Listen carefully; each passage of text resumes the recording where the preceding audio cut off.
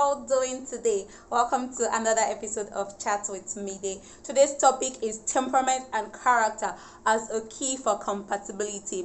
If you haven't subscribed, what are you waiting for? Join the family by hitting the subscription button and also the bell icon right beside the subscription button to get you notified whenever I upload a video. And if you like this video, give your girl a thumb up. Let me know what you feel in the comment section. Let me know the topic you want me to talk about. Thank you so much once again. Stay tuned. We'll be right back.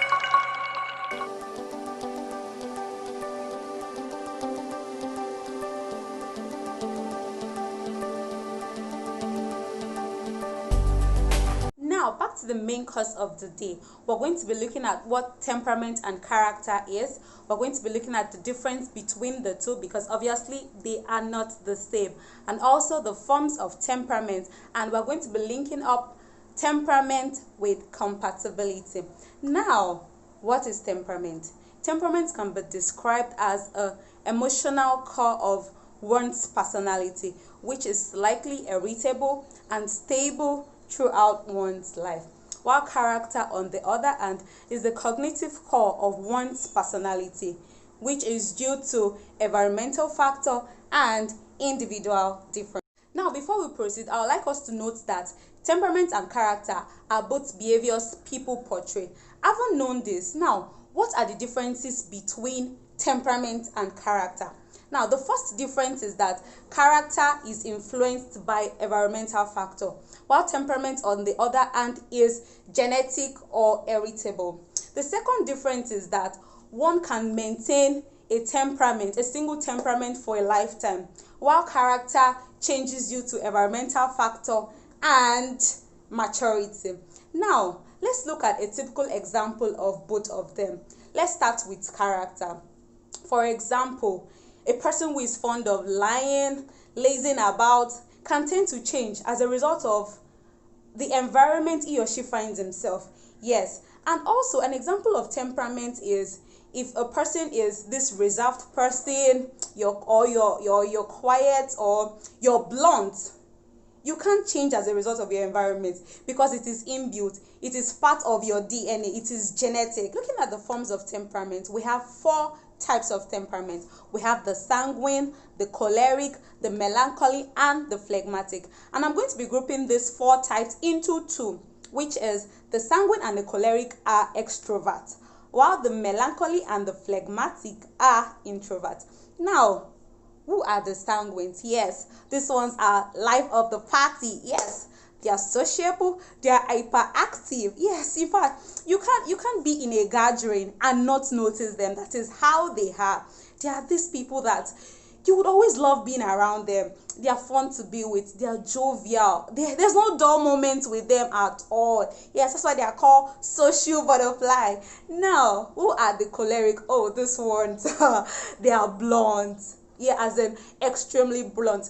They are the people that will tell you, are you not this minute? And the next minute, how are you, my friend? That's how they are. They can be blunt 1 minute and smiling the next minute. It means they are short-tempered. They don't get angry for a very long period of time. And they are go-getters. Yes, choleric, once they set a goal, they'll make sure they achieve it. Yes, and they are leaders. They are born leaders. You can't see someone who is sluggish, someone who cannot stand on his or her decision. You can't see them in a leadership position. No. So choleric are go-getters. They are achievers. They achieve things, and when they want to make decision, they don't think twice. They are fast at making decision, and they are also irritable. Yes, they get irritated by a sluggish heart, by little things. Now, that is that about choleric. Now, the melancholy. These ones, wow, they are wise. They are analytical. In fact, words of wisdom is all embedded in them. Like, they are good listeners. If you want them to help you with something, all you just need to do is talk to them. They will digest. They'll listen critically to whatever you have to say and keep quiet for a particular time before they give you the words of wisdom from their mouth. They don't just open their mouth. They don't talk anyhow. Now, last but not the least is the phlegmatic. These ones are the relaxed one. They are the peaceful one. They're the ones that just love to be alone. They don't want this stress. They don't want all this. They don't want anything called stress at all. Like anything goes with them. Like if you ask them, okay, stay here, they're ready to stay. They just they love being to themselves. Yes, but they are not easily reasonable. Now, having known what all this 4 temperament entails, let's now link it up to compatibility, because you see this compatibility thing is not just this I love you you is way more than that, and you have to know the temperament of your spouse. Now, it is advisable that choleric and choleric should not get married. Advice, yes, because we know choleric always love to talk, they are blunt, they are go-getters, they always want to be listened to, and you now getting married to someone like that as well. Honestly, it's going to be a bombshell, because we can't have 2 masters, 2 sailors on a boat. One has to keep quiet for the other to listen. But marrying a choleric is not going to be easy. Yes, so it is not advisable that 2 choleric should get married. Even if your partner has choleric, it should be that the choleric in your partner should be recessive, not the dominant one. Now, it is not also advisable for phlegmatic and phlegmatic to get married. You know, phlegmatic is this relaxed person, this peaceful person. They don't want stress, they don't want anything called trouble and none of that. So you're getting married to someone who is phlegmatic, you're phlegmatic, or you're getting married to someone who is phlegmatic, the relationship will be boring, as in very boring, because nobody is moving out of his or her shell. You don't want stress, I don't want to do this, I don't want to do that. It will be so boring. Now, we can actually say that it is advisable for, say, choleric and sanguine. Yes, why do I say choleric and sanguine? Since choleric always loves to be listened, and no. Now, it is advisable that choleric should get married to a melancholy.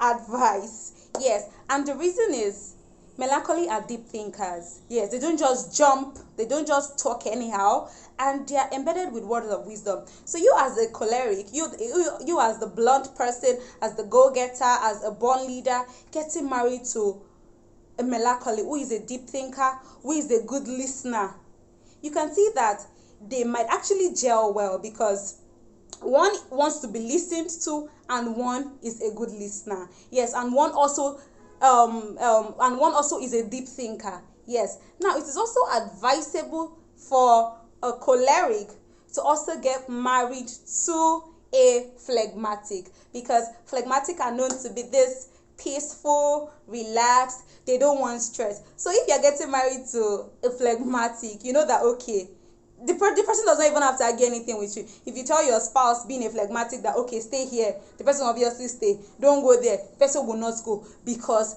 they don't like stress. They just want to be left alone. So we can see, fine, I'm not saying that you can't get married to other temperament, but the important thing is that if you're getting married to the same temperament as yours, for example, choleric, make sure that the choleric in your partner is recessive and not dominant. And if you feel that you can actually cope with it, fine, the ball is in your court, no wahala. This is just like an advice to us. So this video is just meant to enlighten us on our individual temperament, because I'm sure some of us don't know our temperament. Like me now, I'm a very choleric person. This minute I'm very blunt. Yes, I can tell you, are you okay, are you not, why did you do this?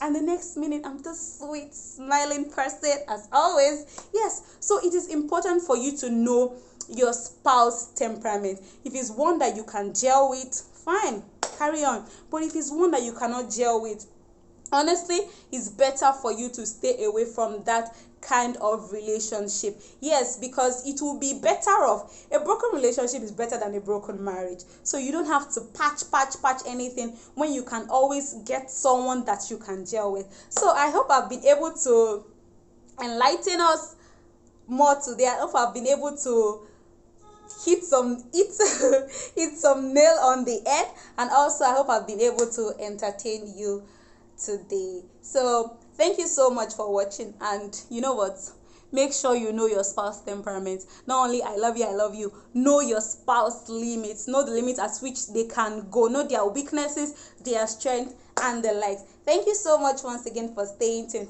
I remain your girl, Miss Mide, and if you haven't subscribed, please do so. Thank you so much once again. See you in my next video. Bye guys.